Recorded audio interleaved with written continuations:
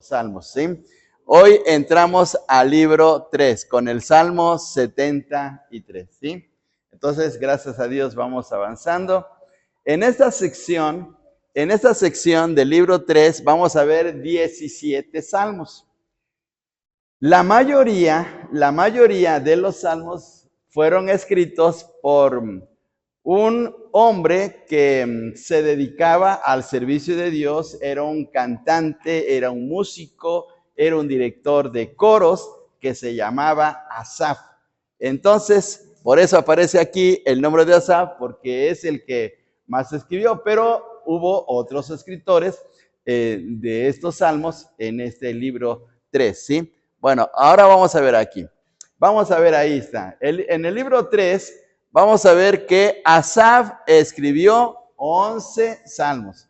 Vamos a ver estos aquí. Luego, Coré. También Coré y su familia eran parte de la adoración en el templo en el tiempo del rey David. Junto con Asaf y junto con los que aparecen aquí abajo, pues ellos escribieron también salmos para la adoración al Señor. Entonces encontramos a Coré, que escribió 3 salmos, David escribió 1, Emán 1 y Etán 1. Asaf, Etán, Emán, Coré eran levitas, es decir, que formaban parte de la tribu de Leví, que fue la tribu consagrada por Dios para su servicio desde el tiempo de Moisés. Desde el tiempo de Moisés fueron escogidos precisamente para la adoración al Señor. Recordemos que en el tiempo de Moisés fue cuando se construyó el tabernáculo, es decir, una tienda de adoración para Dios. Y en esa tienda, hagamos de cuenta como si fuera aquí este lugar, fuera esta tienda, había 2 secciones. La primera sección se llamaba el lugar santo y la segunda sección se llamaba el lugar santísimo. Y en medio había una cortina muy gruesa y del otro lado solamente había un solo objeto, que era el arca del pacto. Y es ahí donde Dios hablaba a su pueblo a través de Moisés o a través del sumo sacerdote. Entonces, en el tiempo de Moisés fue que la tribu de Leví fue elegida precisamente para que se encargara de todo lo relacionado con el tabernáculo.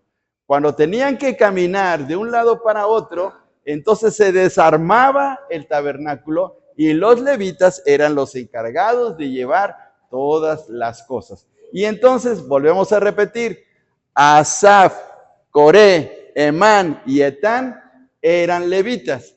Ellos estaban al servicio de Dios.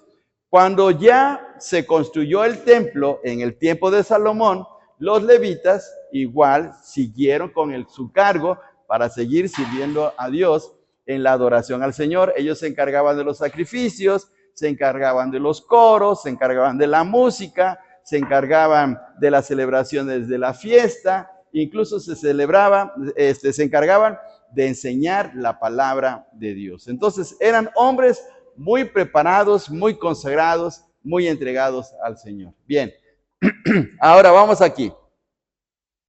En el libro de los Salmos vamos a encontrar diferentes clases de salmos. No todos los salmos son iguales. Hay salmos penitenciales, es decir, que son los salmos en donde el escritor le pide perdón, le pide ayuda al Señor porque ha cometido algo indebido, algún delito, algún pecado y le pide la restauración a Dios. Son los salmos penitenciales. Luego vienen los salmos históricos, aquellos que tienen que ver con la historia de Israel, cómo lo sacó de Egipto, cómo Dios les dio la tierra prometida, cómo Dios los protegió de sus enemigos, etc.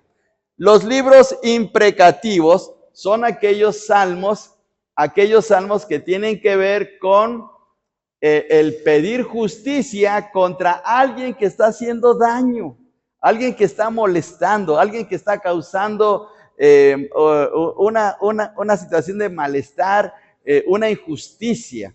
Y el imprecativo le pide a Dios, Dios, ayúdame o sácame de este problema o ponle un alto a esa persona.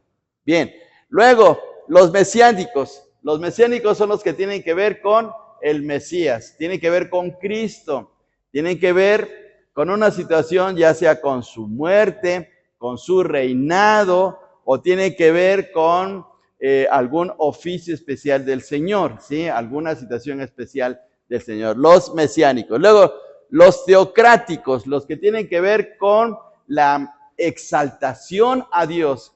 Cuando se exalta su fidelidad, su misericordia, su santidad, su justicia. A eso se le llama teocráticos. Luego, los salmos de alabanza. Como dice su nombre, pues es para la adoración, para cantarle a Dios, para exaltar su nombre.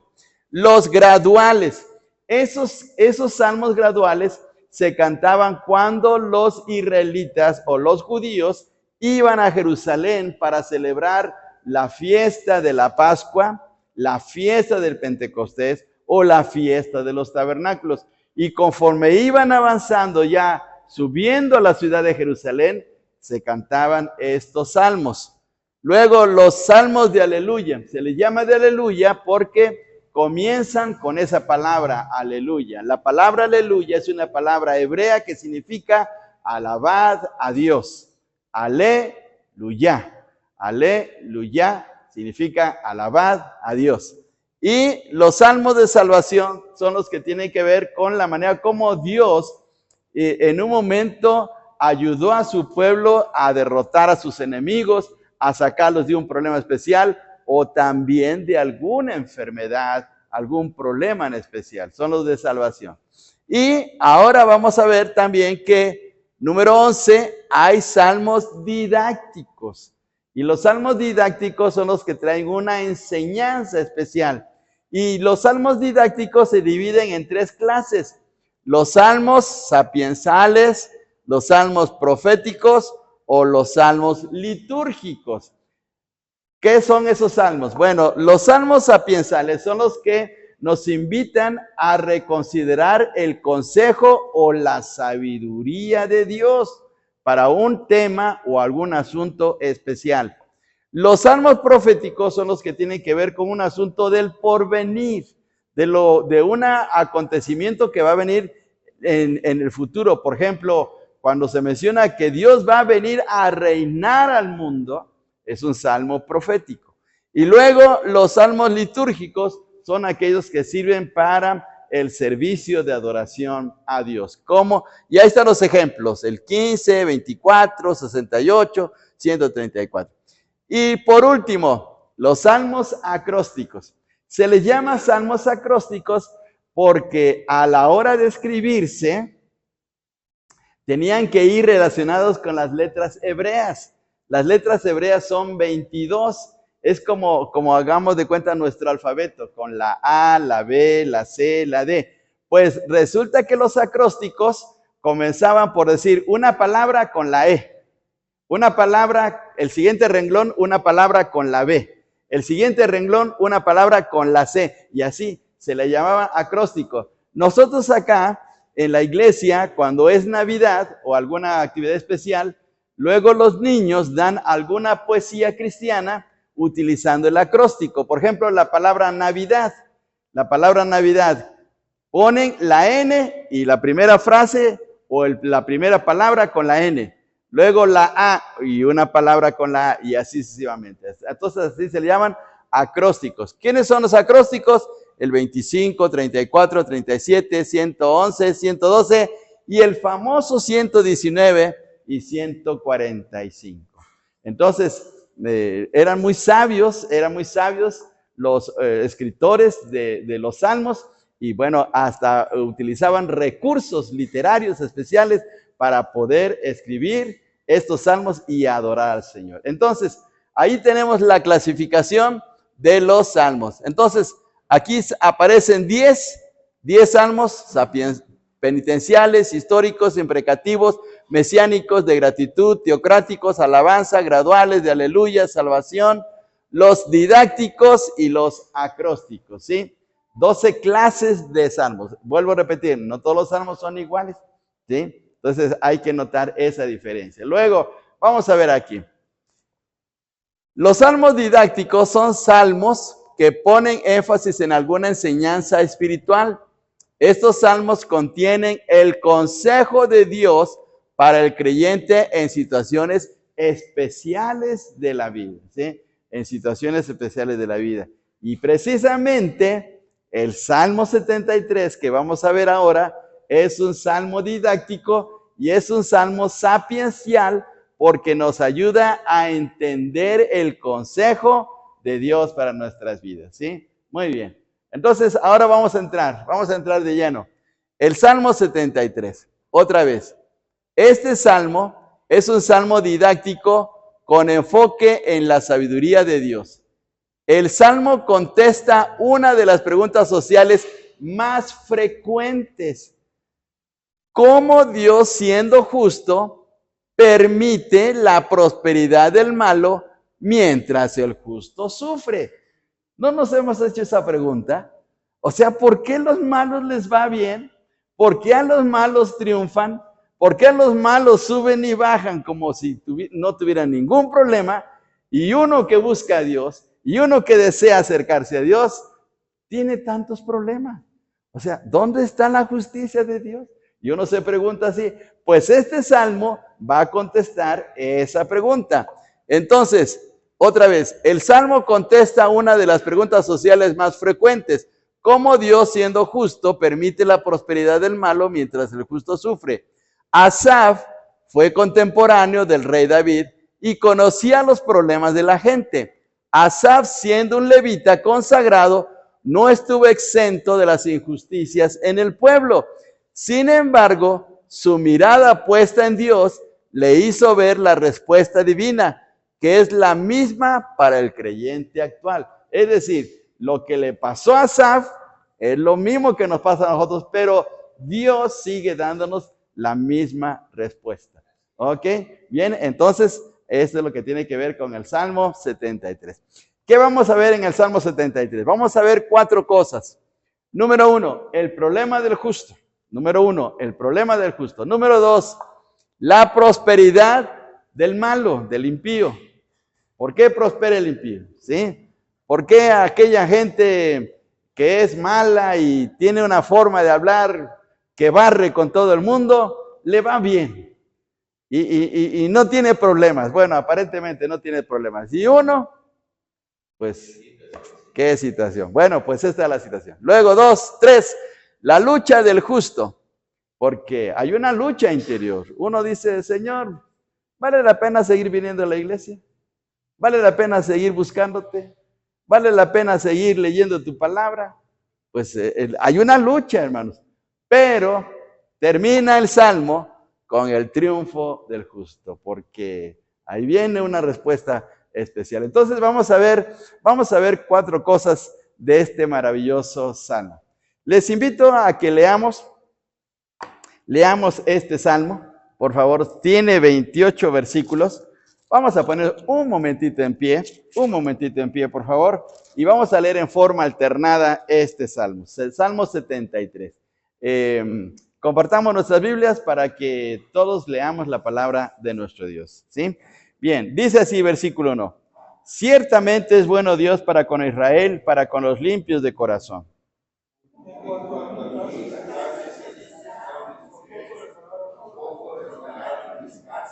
Porque tuve envidia de los arrogantes, viendo la prosperidad de los impíos.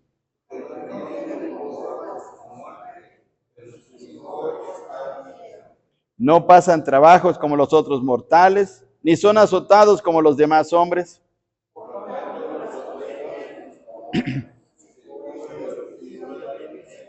Los ojos se les saltan de gordura, logran con creces los antojos de corazón.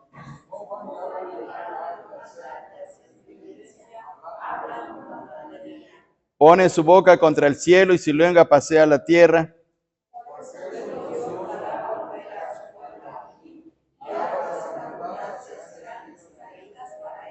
Y dicen, ¿cómo sabe Dios? ¿Y hay conocimiento en el Altísimo?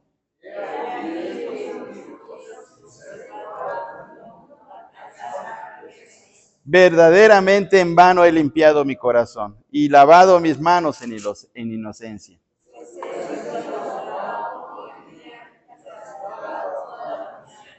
Si dijere yo, hablaré como ellos, he aquí a la generación de tus hijos engañaría.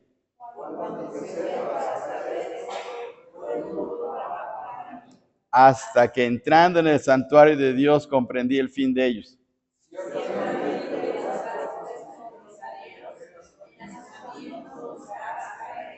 Como han sido asolados de repente, perecieron, se consumieron de terrores.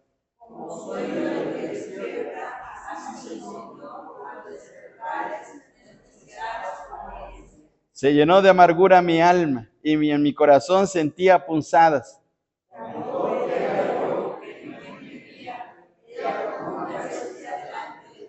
Con todo, yo siempre estuve contigo, me tomaste de la mano derecha.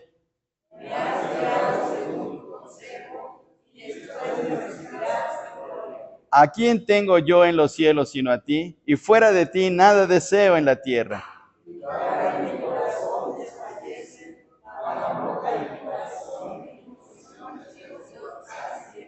Porque he aquí, los que se alejan de ti perecerán, tú destruirás a todo aquel que de ti se aparta.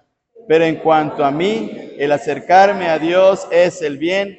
He puesto en Jehová el Señor mi esperanza para contar todas tus obras. Que Dios bendiga su palabra. Pueden tomar asiento, hermanos. Miren, qué maravilloso salmo, qué expresiones tan especiales de Asaf.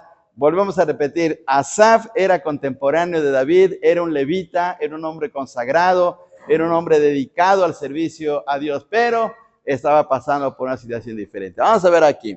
Asaf fue un descendiente de Gersón, hijo de Leví. Entonces venía de la tribu de Leví y era un hombre dedicado al servicio a Dios. Dice acá, 1 Crónicas 6, 39 y 43. Sus hermanos lo escogieron como el cantor cuando trajeron el arca a Jerusalén, según 1 de Crónicas 16, del 4 al 5. Junto con Emán y Etán, tocaba los címbalos de bronce, 1 de Crónicas 15, 19. Sus hijos también servían en la adoración, según 1 de Crónicas 25, 2. O sea que no solamente él, también su familia estaba dedicada de lleno al servicio a Dios. Y precisamente Asaf, que es el que escribe este salmo, pues tiene una experiencia dolorosa en su vida espiritual. Él amaba a Dios con todo su corazón, sabía que Dios era real, sabía que Dios había hecho cosas grandes en su pueblo y que a través de la historia Dios se había manifestado grandemente. Además estaba viviendo en un tiempo de gloria porque el rey David era el hombre usado poderosamente por Dios, de tal manera que el reino había crecido y Dios les había bendecido abundantemente. Entonces estaba viviendo una época de oro, por decir así. Sin embargo, eso no le exentó de tener un problema espiritual especial, ¿sí? Puede ser que la iglesia esté avivada, puede ser que nuestra familia esté en su punto buscando a Dios, pero nosotros en forma personal pasamos por un problema donde Dios quiere enseñarnos algo. Y es lo que pasaba con el caso de Asaf. Ahora vamos a ver aquí. Primero, el problema del justo. ¿Qué problema se le presentó a Asaf? Veamos acá. Ciertamente es bueno Dios para con Israel, para con los limpios de corazón. En cuanto a mí, aquí viene su testimonio, fíjense bien. En cuanto a mí, casi se deslizaron mis pies. Por poco resbalaron mis pasos. ¿Por qué? ¿Por qué pasó esto? Porque tuve envidia de los arrogantes viendo la prosperidad de los impíos. Miren qué situación con Asaf, ¿sí? Por muy espiritual que uno sea, hermanos, no deja de haber problemas, no deja de haber tentaciones, no deja de haber luchas internas. Es más, entre más nos acercamos a Dios, entre más le buscamos, hasta a veces es más fuerte la lucha, porque el enemigo, el mundo, atacan de una manera muy especial a nuestras vidas. Entonces, no debemos de soltarnos de la mano del Señor. Bien, vamos a ver aquí. En este salmo, como ya lo vimos en la introducción, se contesta la pregunta, ¿cómo Dios justo permite la prosperidad de los impíos mientras los justos sufren? No debería de ser al revés, hermanos.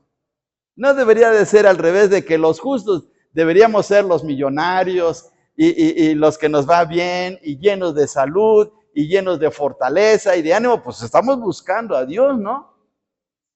No debería ser lo contrario. Y los malos deberían estar sufriendo calamidades por no buscar a Dios. Pues en un sentido lógico así debería ser, pero no es así. La realidad es diferente. Pero Dios sabe por qué. Entonces vamos a ver esta situación. En el versículo 1 dice, ciertamente es bueno Dios para con Israel, para con los limpios de corazón. Dios sigue siendo bueno. No importa si el justo sufre y el malo prospera, de todas maneras Dios es bueno. Y Dios es bueno con todo el mundo. Pero especialmente Dios es bueno con los rectos, los limpios de corazón, y tiene un plan precioso para ellos, aunque al momento no se vea.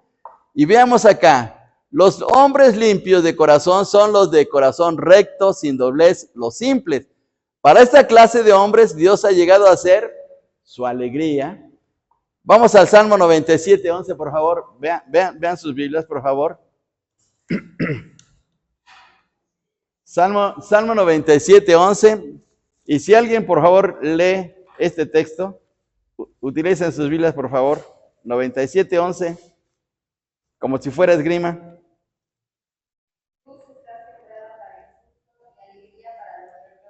Muy bien. Entonces, a pesar de las calamidades, las situaciones adversas, el justo llega a experimentar la alegría que proviene de Dios. Una cosa más, su luz, Dios viene a ser su luz aún en las tinieblas. Salmo 112, versículo 4, allá adelantito también. 112, 4, por favor. 112, 4.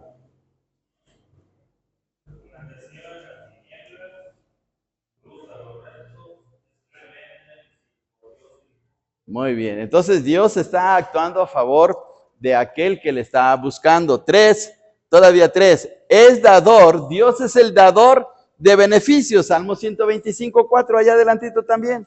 125, 4.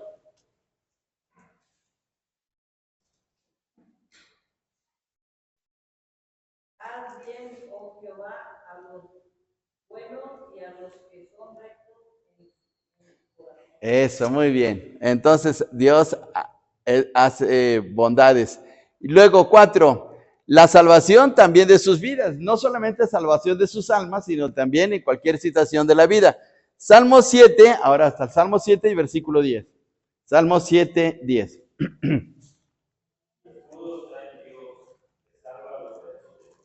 Correcto, muy bien. Y por último, también es Dios es su gozo. 32, 11, por favor. 32, 11. Alegraos en Jehová y gozaos justos, y cantad con júbilo todos vosotros. Muy bien. Entonces, Asaf sabía esta situación en la vida de aquellos que buscaban y amaban a Dios con todo su corazón, que Dios tarde o temprano hacía cosas especiales en aquellos que le amaban, ¿sí? Como lo vemos en cada una de estas situaciones. Sin embargo, en su experiencia personal, ahí viene el problema. Dice el problema de Asaf, en cuanto a mí, casi, o sea, no totalmente, sino casi se deslizaron mis pies, por poco resbalaron mis pies. No nos pasa también así, hermanos. Casi nos vamos al mundo, casi cometemos un grave error, ¿sí? Pero Dios en su misericordia nos detiene y ahora con la gran bendición de que tenemos el Espíritu Santo en nuestros corazones morando y que está con nosotros todos los días, nos advierte, nos aconseja, nos guía para caminar correctamente y de esa manera, pues no caer completamente. Pero aquí sucedió con la situación. Y el problema de Asaf, porque tuve envidia. Levanten la mano los envidiosos. Yo levanto las dos, ¿sí? Pues, ¿qué problema de la envidia? ¿No? ¿Qué problema de la envidia? ¿Sí? ¿Qué es la envidia? Bueno, vamos a ver qué es la envidia. La envidia es un sentimiento, estado mental en el cual existe dolor o desdicha por no poseer uno mismo lo que tiene el otro, por no tener, ay, como quisiera el carro del hermano Luis, chihuahuas, ¿por qué le dices a él el carro y a mí no? Le decimos así a Dios, ¿no? Y entra la envidia, ¿sí? Hemos sentido la envidia desde niños, ¿no? ¿Y por qué la maestra prefería a él y no a mí? Y mi mamá, ¿por qué prefirió más a mi hermano y a mí, no? Y así, y nos entra la envidia y la envidia nos pone verde. No sé por qué dicen que la envidia nos pone verde, pero pues es el comentario de la gente, pero así nos ponemos furiosos, ¿verdad? Entonces, ¿qué situación tan grave? Y hermanos, ¿hay envidia entre creyentes? Sí, sí, hermanos, hay envidia entre creyentes. Y fíjense bien, hermanos, que encontré un texto en Filipenses capítulo 1. Vamos a ver lo que dice el apóstol Pablo y cómo esto puede ser una situación así grave, ¿sí? En Filipenses capítulo 1,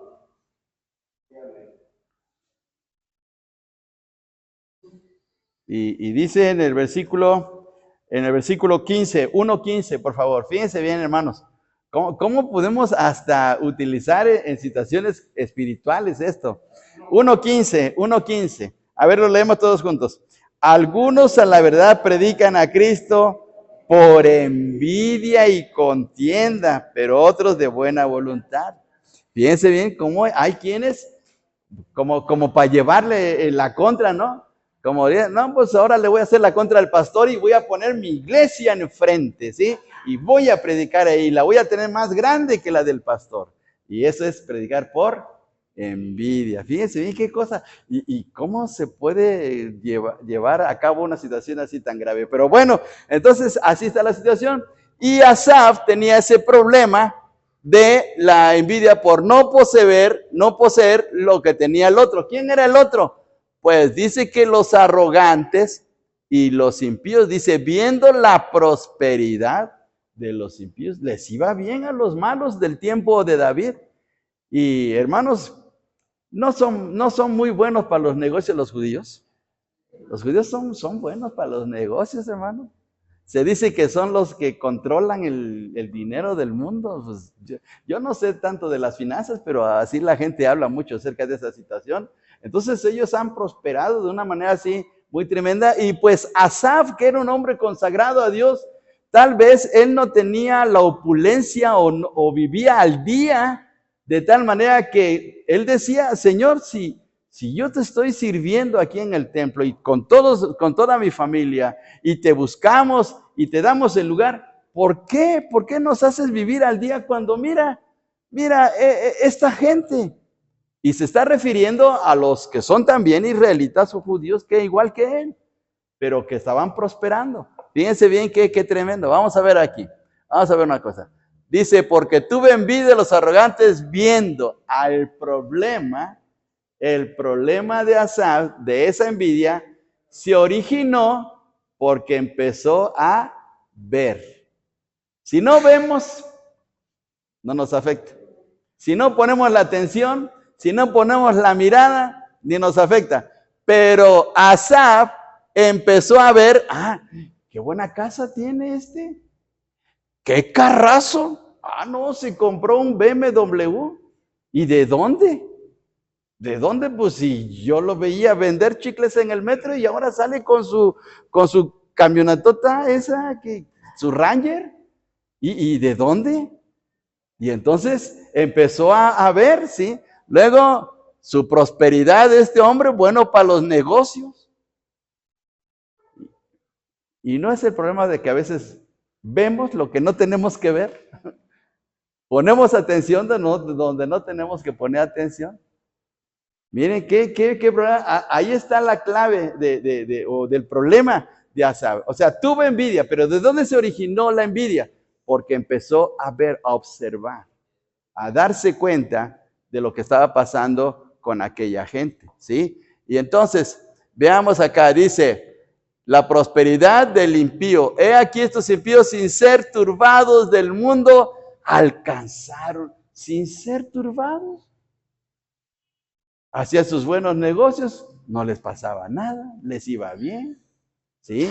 Vivían en Florida junto con la mansión de Trump, ¿sí? Y miren, sus millones de dólares, y nosotros con nuestros pesitos mexicanos. Y bueno, qué problema, ¿verdad? Pues más o menos por ahí de alguien que le encontraron que tiene que pagar 50 millones, imagínense, 50 mil millones, ¿no? Fíjense bien, qué cosa tan tremenda, pero bueno. Y bueno, veamos acá. ¿Cómo estaba la prosperidad? ¿Por qué le tuvo tanta envidia a esta gente que había prosperado y que era mala? Fíjense bien, vio la condición física de ellos. Ahorita vamos a ver los textos. La condición física, la condición emocional, su conducta y además sus objetivos. Vio 4 cosas en ellos. Asa fue muy observador y vio 4 cosas en ellos, ¿sí? La primera es condición física. Condición física. Dice en el versículo 4, fíjense bien lo que dice este texto. Vamos, regresando al Salmo 73 y veamos lo que dice el versículo 4. Porque no tienen congojas por su muerte, pues su vigor está, ¿cómo? Enteros, tan refuerzudos. O sea, no se enferman, suben y bajan, hacen lo que quieren, son bien trasnochadores, llegan a las 6 de la mañana después de toda una fiesta que tuvieron y al otro día como si nada. Y yo me estoy muriendo de sueño y ya me está doliendo el estómago y ando todo alterado y voy en el metro y hasta me paso de estación porque me duermo. Entonces, pues todo un montón de problemas. Y en cambio estos, su vigor está entero. Y luego dice, los ojos se les saltan de gordura porque están bien comidos, ¿no? Sus banquetazos que se hacen. ¿Y de dónde sale para comprar kilos y kilos de barbacoa y de tantas cosas? Pues sí, exactamente. Entonces Asaf estaba pensando, bueno, pues ¿cómo le hacen? Entonces en la condición física, fíjense bien. Ahora la condición emocional. En su condición emocional, ¿andan desesperados? ¿Andan tronándose los dedos? ¿Andan nerviosos? No. Veamos la observación de Asaf. Dice, no tienen congojas por su muerte, ni les importa morir. Si viene la muerte, pues ni modo, sí. Al cabo me tengo que morir de algo, así luego dice la gente, ¿sí? Además la vida ni vale nada, ¿no? Luego así piensa la gente, pues entonces no tienen congojas por la muerte. Luego, no pasan trabajos como los otros mortales, no. Si quiero voy a trabajar, si no, pues me doy mis vacaciones, ¿sí? Si quiero trabajo y si no, no. Y mis horas de trabajo no son de 8 horas de cada día, no. Trabajo cuando quiero, ¿sí? Así es que a mí no me afecta. Que trabajen los que tienen necesidad. Y miren qué cosa tan tremenda. ¿Cómo pareciera que este problema es de actualidad? Y estamos hablando de un hombre de hace 3,000 años. Y fíjense bien cómo los mismos problemas que tenía Asaf los tenemos nosotros. Luego, no son azotados como los demás hombres. Eso de azotados quiere decir que no son maltratados. No, nadie los maltrata, nadie habla mal de ellos. Al contrario, hasta los exaltan, los ponen en alto, hasta los ponen como ejemplo. Hasta luego la abuelita tal vez le decía a Asaf, deberías de ser como esa persona. Mira, no tienes dónde caerte muerto. Y mira a esa persona, así deberías de ser como él. Y hasta no pone en vergüenza. Porque uno dice, pues si yo estoy buscando a Dios y amo a Dios y le quiero dar el primer lugar, ¿y por qué estoy en esta condición? Bueno, vamos aquí. En la conducta, ¿cómo era su conducta? Vamos al versículo 6. Alguien que nos lea, por favor. Versículo 6.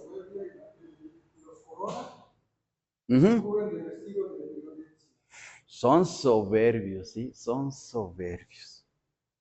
¿Sí?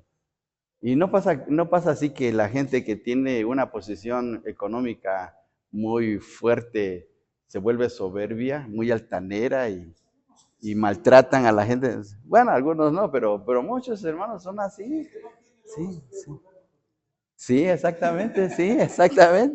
Entonces dice, la soberbia les corona, luego se cubren de vestidos de violencia, es decir, que son pleitistas.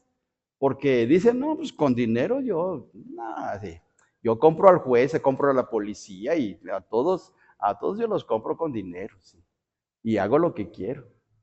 Entonces se llenan de violencia y maltratan, ¿sí? Maltratan, ¿sí? Acaba de surgir en la semana un problema en la ciudad de Tehuacán, donde un hombre prepotente y su hijo tomaron a un pobre muchacho que estaba vendiendo fruta en el parque y lo golpearon, y cuando la gente fue a la casa, no, él tenía una casota tremenda, ¿sí? Pero era muy prepotente, ¿sí? Se creía que las podía de todos, ¿sí? Y así ve la situación Asaf. Una cosa más todavía, versículo 8, alguien que nos lea, por favor, versículo 8. El 8, 13, 73, 8.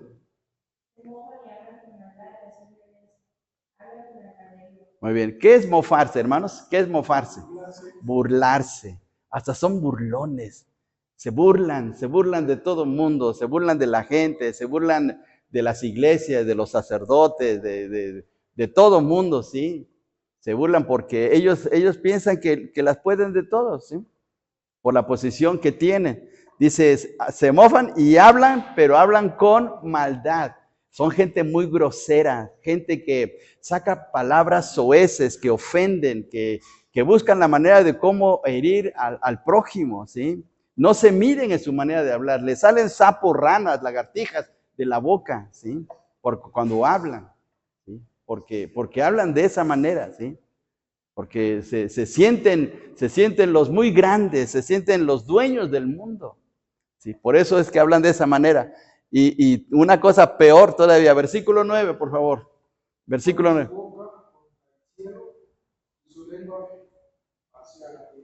Hasta dice que hablan contra el cielo, es decir, que retan a Dios, hablan contra Dios, ¿sí? Y pareciera como que no les pasa nada, ¿sí? Luego he escuchado que gente luego dice, si existe Dios que me parte un rayo. ¿Cómo decir eso? ¿Cómo decir eso? O sea, ni se da cuenta de la gravedad del problema que tiene, ¿sí? Porque ya un día le va a caer un rayo y entonces va a sentir lo bueno, ¿no?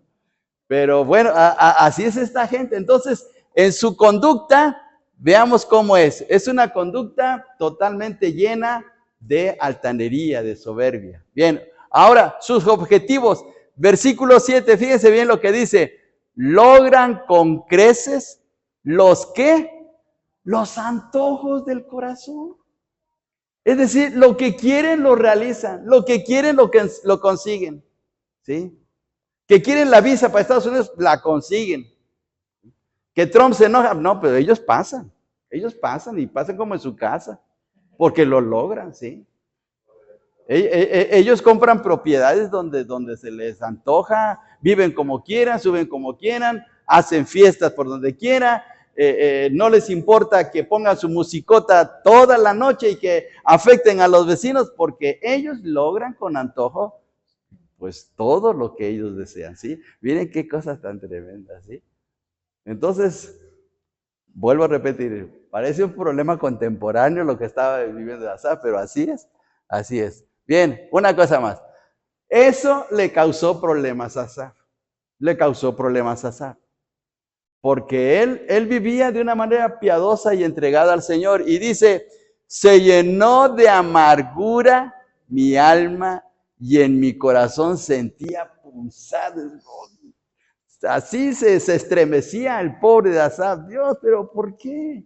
¿Por qué esta gente? ¿Sí? Esta gente no solamente vive mal, sino que hasta habla mal en contra tuya, Dios. O sea, ¿hasta dónde vas a permitir esa situación? Y se sentía mal el pobre de Asaf al estar en esta situación. Bien, veamos aquí la situación. En el versículo 2, fíjense bien, en el versículo 2 dice, en cuanto a mí, casi se deslizaron mis pies, por poco resbalaron mis pasos. Aquí encontramos el resbalón de Asaf. ¿De dónde surgió ese resbalón? Porque se sintió decepcionado. Versículo 13, por favor, veamos versículo 13. ¿Qué dice el versículo 13?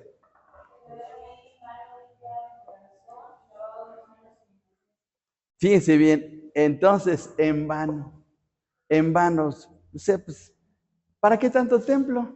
¿Para qué tanta oración? ¿Para qué tanta Biblia? ¿Para qué tanto estar viviendo bien si a ellos les va mucho mejor que a mí?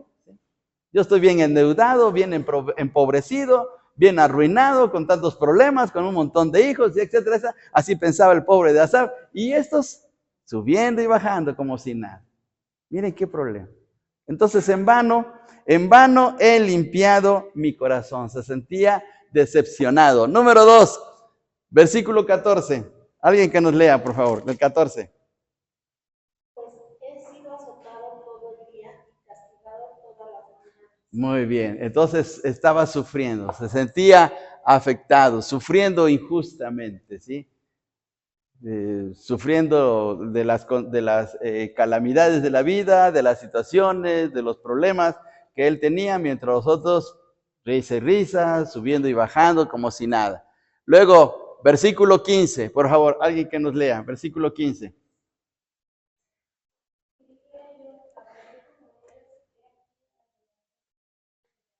Muy bien.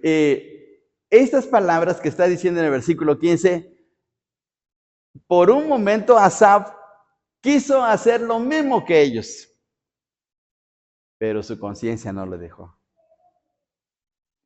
Su conciencia no lo iba a traicionar, no iba a dejarlo caer, ¿sí? Por eso es que se sintió sin valor para vivir como los malos. Él quería hacer como por un momento, como que dijo, pues ahora voy a hacer lo mismo que ellos, a ver si me va bien. Pero su conciencia le dijo, cuidado Asaf, pon un alto. No vayas a hacer eso. No te engañes ni engañes a tus hijos ni a tus nietos que vienen más adelante. Porque fíjense bien, en el versículo 15 dice en el siguiente renglón, el segundo, he aquí a la generación de tus hijos engañaría. Es decir, a sus hijos, a sus nietos engañaría. Porque no estaba bien eso. ¿Sí? Y luego vamos en el versículo 16. A ver, todos juntos el 16, todos juntos. Dice, cuando pensé para saber esto, fue duro trabajo para mí.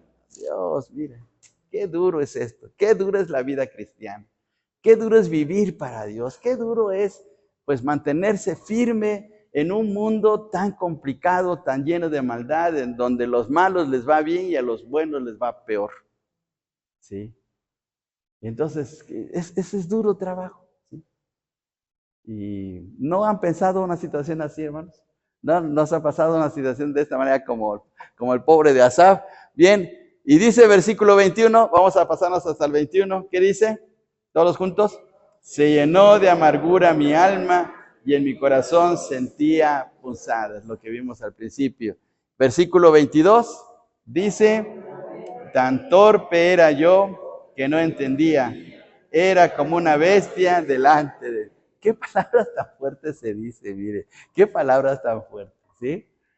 Dice, tan torpe era yo. ¿Por qué?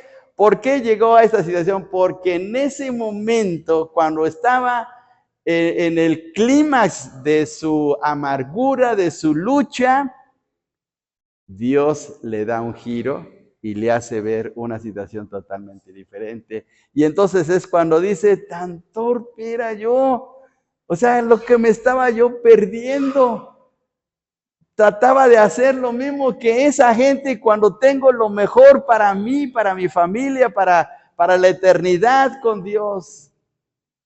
Y entonces aquí viene el giro de la situación de Asaf. Dice, hasta que entrando en el santuario de Dios comprendí el fin de ellos. Les puede ir bien, sí. Y pueden hacer lo que quieran. Y pueden incluso hasta ofender a Dios.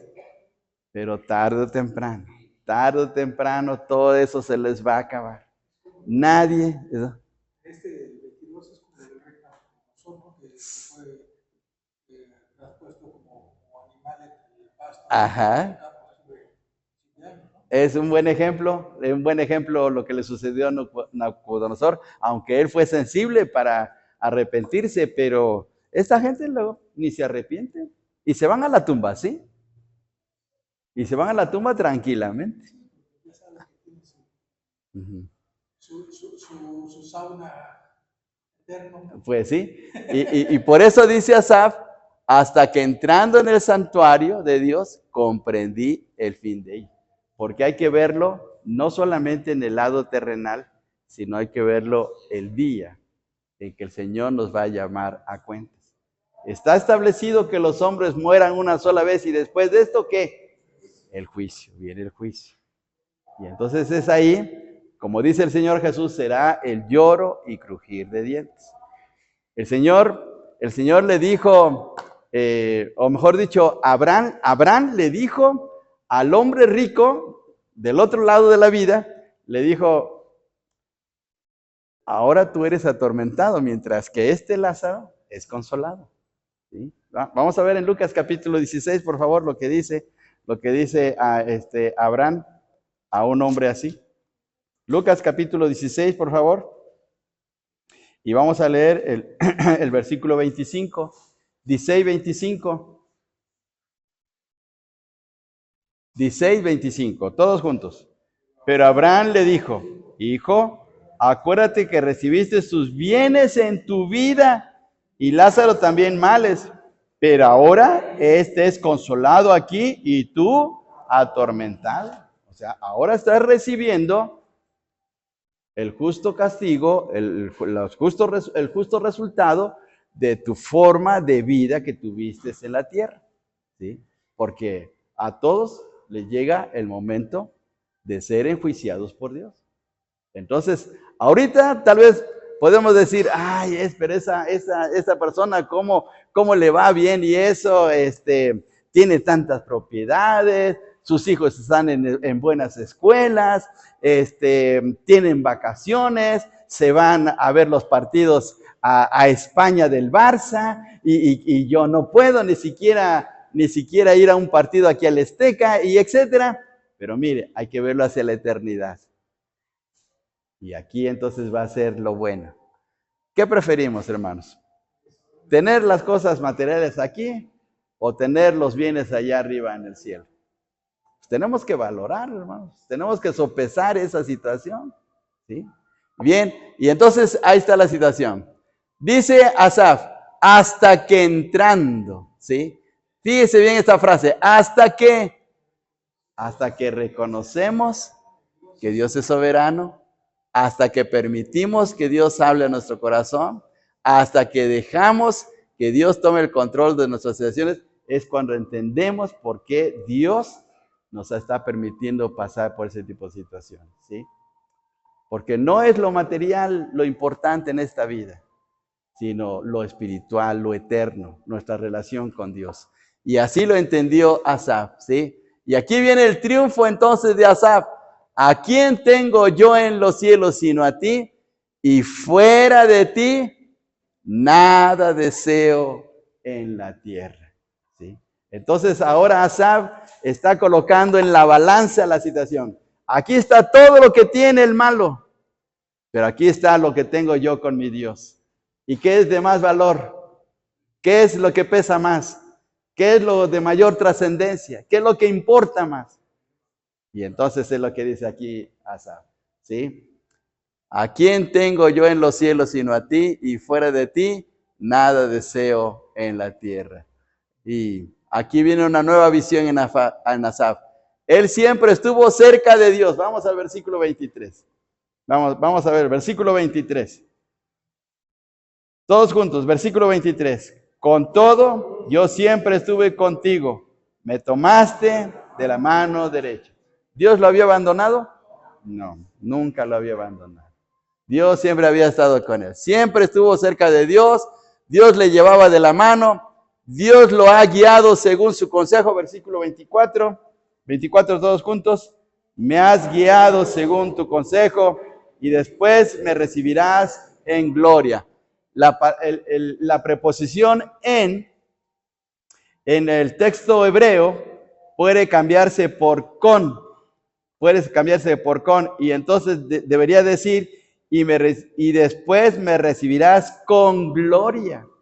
Es decir, con toda la bendición inimaginable que Dios nos da al estar en su presencia.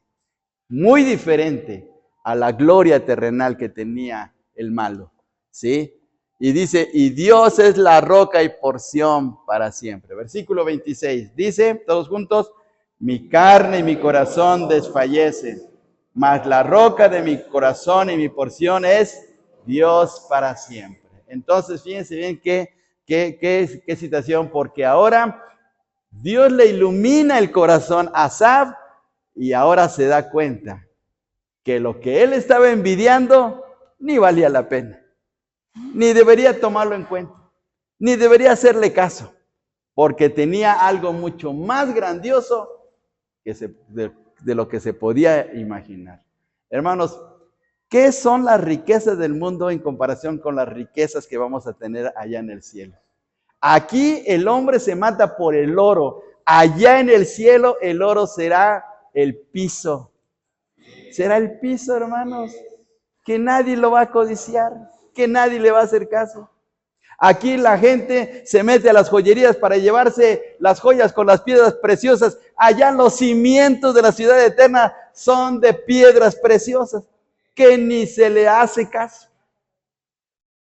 Y entonces las riquezas son mucho más grandiosas allá con el Señor.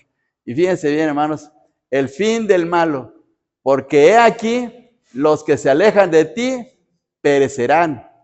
Tú destruirás a todo aquel que de ti se aparta. Tarde o temprano le va a tocar. ¿Sí?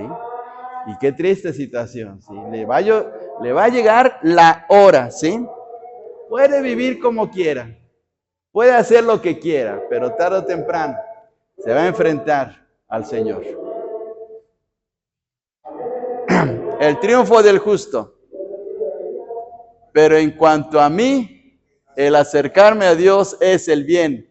He puesto en Jehová el Señor mi esperanza para contar todas tus obras. Se dio cuenta Asaf que nada mejor que estar en una buena relación con Dios, de buscarle todos los días, que no importa si tenía o no tenía para comer, de poder sostener a su familia de la manera como él pensaba, Dios iba a estar con él y le iba a sacar triunfante. Así es que, qué bendición. ¿Dónde ponemos nuestra mirada? ¿Dónde ponemos nuestra mirada? Dice Colosenses 3, 2 al 3. Poned la mira en las cosas de arriba, no en las de la tierra, porque habéis muerto y vuestra vida está escondida con Cristo en Dios. Entonces, ¿dónde debemos de tener nuestra mirada? Arriba, arriba. Que Dios nos permita tener un carrito, qué bueno. Que Dios nos permita tener nuestra casita, qué bueno. Que Dios nos permita hacer un viajecito de vacaciones, qué bueno. Pero nuestra mirada siempre debe estar hacia arriba, arriba siempre. No perder la visión, ¿sí? Y dice 1 Juan 2:15, no améis al mundo, ni las cosas que están en el mundo. Si alguno ama al mundo, el amor del Padre no está en él, dice. ¿Y qué es lo que ama el malo? Pues al mundo. Y por eso sube y baja y hace lo que quiere. Pero miren la gran diferencia. Y dice, terminamos con esta reflexión. Mi integridad vacila cuando comienzo a dudar de la justicia de Dios. Vacila mi fe.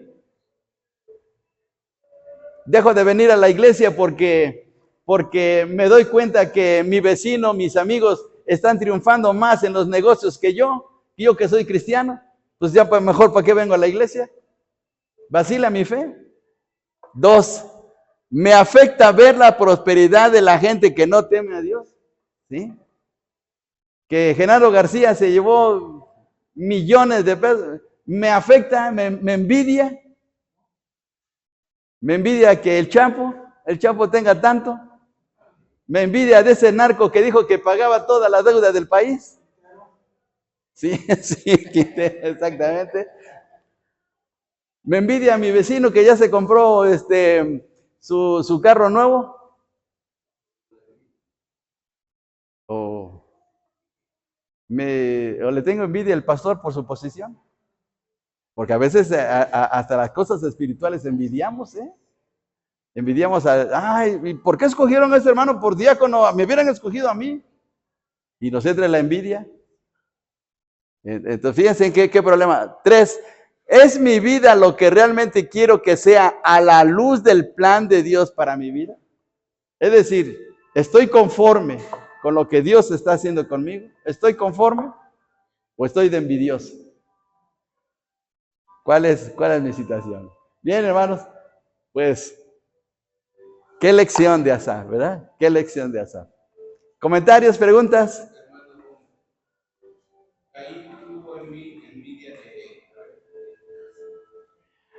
Sí, sí, hasta cierto punto, sí tuve